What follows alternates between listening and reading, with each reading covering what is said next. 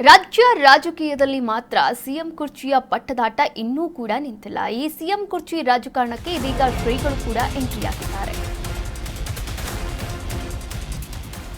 ರಾಜ್ಯದಲ್ಲಿ ನಿಲ್ಲದ ಸಿಎಂ ಕುರ್ಚಿ ಪಟ್ಟದಾಟ.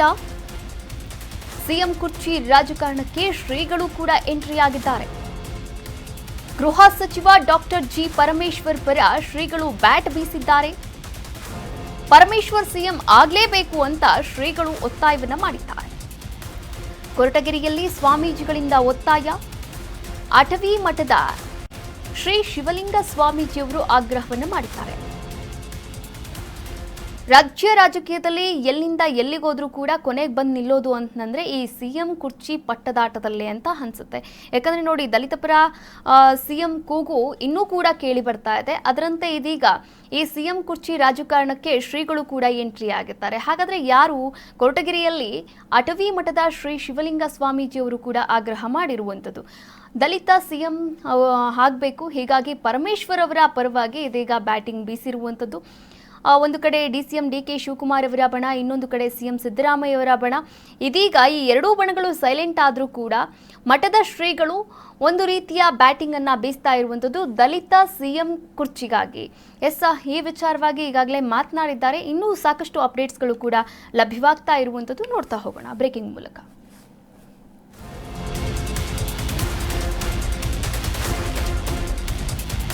5 ವರ್ಷ ಸಿದ್ದರಾಮಯ್ಯನವರೇ ಸಿಎಂ ಆಗಬೇಕೆಂದು ಹೈಕಮಾಂಡ್ ನಾಯಕರು ಎಲ್ಲೂ ಕೂಡ ಹೇಳಿಲ್ಲ. ಸಿಎಂ ಸ್ಥಾನ ವಿಚಾರ ಬೂದಿ ಮುಚ್ಚಿದ ಕೆಂಡದಂತಾಗಿದೆ. ಗಾಳಿ ಬೀಸಿದ್ರೆ ಹೊತ್ತಿ ಉರಿಯಲಿದೆ ಅಂತ ಶಿವಲಿಂಗ ಶ್ರೀಗಳು ಹೇಳಿಕೆಯನ್ನ ನೀಡಿರುವಂಥದ್ದು. ಚಂಡಮಾರುತ ಗಾಳಿ ಬೀಸಿದ್ರೆ ಕೆಂಡ ಹೊತ್ತಿ ಉರಿಯಲಿದೆ. ಆಯ್ಕೆ ಮಾಡಿ ತೀರ್ಮಾನಿಸಿದ್ರೆ ಏನು ಮಾಡೋಕೆ ಬರಲ್ಲ.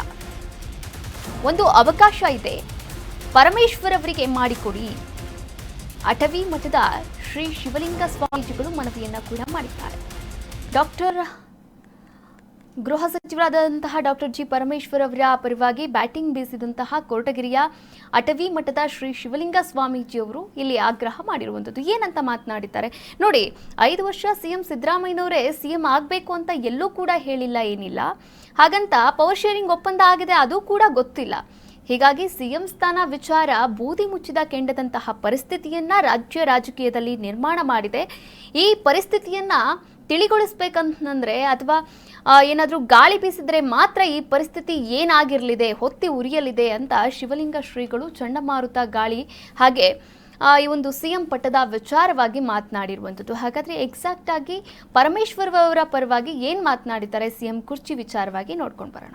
ಇದೊಂದು ಒಳ್ಳೆಯ ಅವಕಾಶ ಇದೆ ಈ ತುಮಕೂರು ಜಿಲ್ಲೆಗೆ. ಅಂಥ ವ್ಯಕ್ತಿಯನ್ನು ಸ್ವಲ್ಪ ನಮ್ಮ ಜಿಲ್ಲೆಗೆ ಒಂದು ಐತಿಹಾಸಿಕ ಶಕ್ತಿ ಉಳಿತದೆ. ಈ ಜಿಲ್ಲೆಯವರೆಲ್ಲರೂ ಕೂಡ ಅವ್ರಿಗೆ ಹೆಚ್ಚಿನ ಅವಕಾಶ ಕೊಟ್ಟರೆ ಮುಖ್ಯಮಂತ್ರಿ ಆದರೆ ತುಮಕೂರು ಜಿಲ್ಲೆಯ ಡೆವಲಪ್ಮೆಂಟ್ ಆಗಲಿಕ್ಕೆ ಒಳ್ಳೆಯ ಅವಕಾಶ ಸಿಗ್ತದೆ. ಮುಖ್ಯಮಂತ್ರಿ ಅವ್ರದ್ದೇ ಆದೊಂದು ನಿಧಿ ಇರ್ತದೆ. ಈಗ ಬಂದು ಒಂದು ಗೃಹ ಮಂತ್ರಿ ಕೊಟ್ಟಾರೆ, ಅವ್ರು ಕೆಲವೇ ನಿಧಿ ಕೊಡ್ತದೆ. ಆ ನಿಧಿ ಒಳಗೆ ಅಷ್ಟೇ ಕೆಲಸ ಮಾಡ್ತಾರೆ, ಹೆಚ್ಚು ಕೆಲಸ ಮಾಡಲಿಕ್ಕೆ ಅವಕಾಶ ಇಲ್ಲ. ಮುಖ್ಯಮಂತ್ರಿ ಆದಂದ್ರೆ ಎಲ್ಲ ದೃಷ್ಟಿಯಿಂದ ಮುಖ್ಯಮಂತ್ರಿದ ಆದ ಒಂದು ನಿಧಿ ಫಂಡ್ ಇರೋದ್ರಿಂದ ಬೇರೆ ಬೇರೆ ದೃಷ್ಟಿಯಿಂದ ಒಂದು ಬೆಳವಣಿಗೆ ಆಗಲಿಕ್ಕೆ ಅನುಕೂಲ ಇರ್ತದೆ. ಅದಕ್ಕೆ ನಾವೆಲ್ಲ ಈ ಜಿಲ್ಲಾ ಅಭಿಮಾನ ಹಿಡ್ಕೊಂಡು ಕೊರಟಗೆರೆ ತಾಲೂಕಿನ ಆದಿಯಾಗಿ ಇಲ್ಲಿ ಸಾಕಷ್ಟು ಕೆಲಸ ಮಾಡಿದ್ದಾರೆ. ಕೆಲವು ಅಭಿಪ್ರಾಯ ಹೇಳಿದ್ರು ನಮ್ಮ ಕೇಶವಮೂರ್ತಿ ಆಗಲಿ ಅವ್ರು ಮಾಡಿದಂಥ ಸಾಧನೆ ಕೂಡ ಹೇಳಿದ್ದಾರೆ. ಆದರೆ ಇನ್ನೋರು ಸಾಮಾನ್ಯವಾಗಿ ಎಲ್ಲರಿಗೂ ಕೂಡ ಪ್ರತಿಯೊಬ್ಬರಿಗೆ ಮನಮೆಚ್ಚುವಂತೆ ಜನ ಮೆಚ್ಚುವಂತೆ ಆ ಕೆಲಸ ಅವರಿಂದ ಆಗ್ತದೆ ಅಂತಕ್ಕಂಥ ವಿಶ್ವಾಸ ನಾವೆಲ್ಲ. ಒಂದು ವೇಳೆ ಮಾಡಲಿಲ್ಲ ಅಂದರೆ ಇದೊಂದು ಒಳ್ಳೆಯ ಅವಕಾಶ ಇದೆ ಈ ತುಮಕೂರು ಜಿಲ್ಲೆಗೆ. ಅಂಥ ವ್ಯಕ್ತಿಯನ್ನು ಸ್ವಲ್ಪ ನಮ್ಮ ಜಿಲ್ಲೆಗೆ ಒಂದು ಐತಿಹಾಸಿಕ ಶಕ್ತಿ ಉಳಿತದೆ. ಈ ಜಿಲ್ಲೆಯವರೆಲ್ಲರೂ ಕೂಡ ಅವ್ರಿಗೆ ಹೆಚ್ಚಿನ ಅವಕಾಶ ಕೊಟ್ಟರೆ ಮುಖ್ಯಮಂತ್ರಿ ಆದರೆ ತುಮಕೂರು ಜಿಲ್ಲೆಯ ಡೆವಲಪ್ಮೆಂಟ್ ಆಗಲಿಕ್ಕೆ ಒಳ್ಳೆಯ ಅವಕಾಶ ಸಿಗ್ತದೆ. ಮುಖ್ಯಮಂತ್ರಿ ಅವ್ರದ್ದೇ ಆದೊಂದು ನಿಧಿ ಇರ್ತದೆ. ಈಗ ಬಂದು ಒಂದು ಗೃಹ ಮಂತ್ರಿ ಕೊಟ್ಟಾರೆ, ಅವ್ರು ಕೆಲವೇ ನಿಧಿ ಕೊಡ್ತದೆ. ಆ ನಿಧಿ ಒಳಗೆ ಅಷ್ಟೇ ಕೆಲಸ ಮಾಡ್ತಾರೆ, ಹೆಚ್ಚು ಕೆಲಸ ಮಾಡಲಿಕ್ಕೆ ಅವಕಾಶ ಇಲ್ಲ.